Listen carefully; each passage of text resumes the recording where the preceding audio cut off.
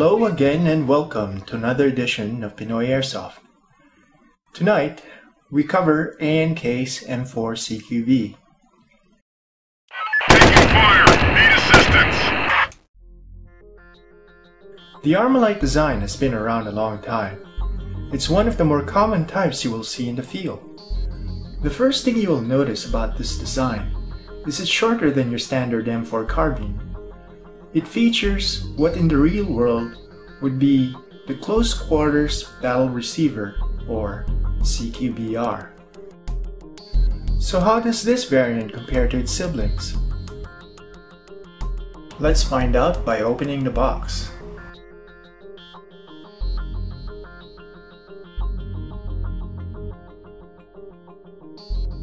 In the box, you'll find a custom 3-part battery, some BBs, a high-cap magazine, the airsoft carbine itself, wrist covers and front grip hidden behind a panel, and of course a manual in Chinese.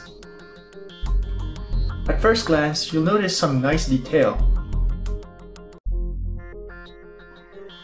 The cut-off seal sight is authentic. There are T markings on the wrist.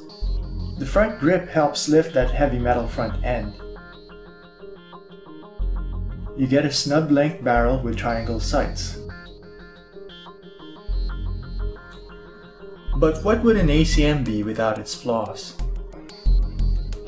The large screw on the front rails is supposed to be near the front sights, not the delta ring.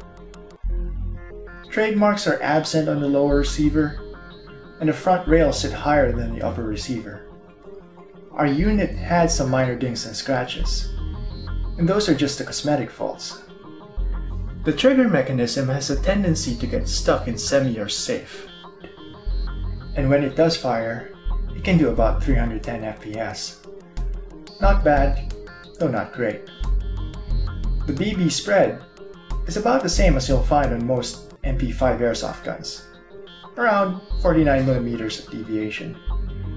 It's definitely not for sniping. And one last thing, you'll have no hope of replacing your battery in the middle of a firefight. Best to bring a sidearm just in case you accidentally pull the stock out. The crane stock is a copy of the classic Army design, though the butt plate isn't removable. The stock is difficult to put in thanks to the middle battery, and you can't install the covers without inserting the batteries first. So why are we ragging on this gun when we had such praises for it from the start? Well, we're not. You would have to pay about twice to modify the equivalent generic M to these specifications. Nothing comes close in sheer amount of metal parts. It's pot metal, but it's solid.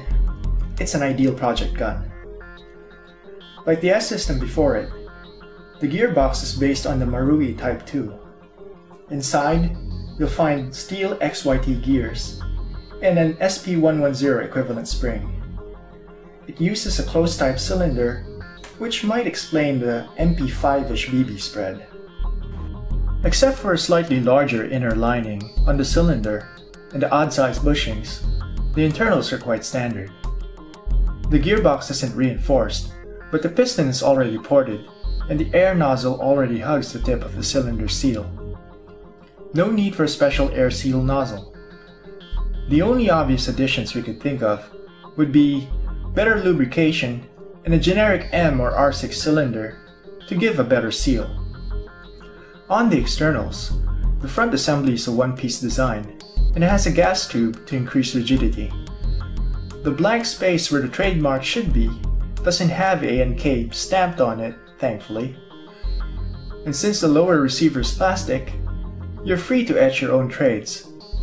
One thing to watch out for though, the lower receiver isn't a 100% fit for Marui.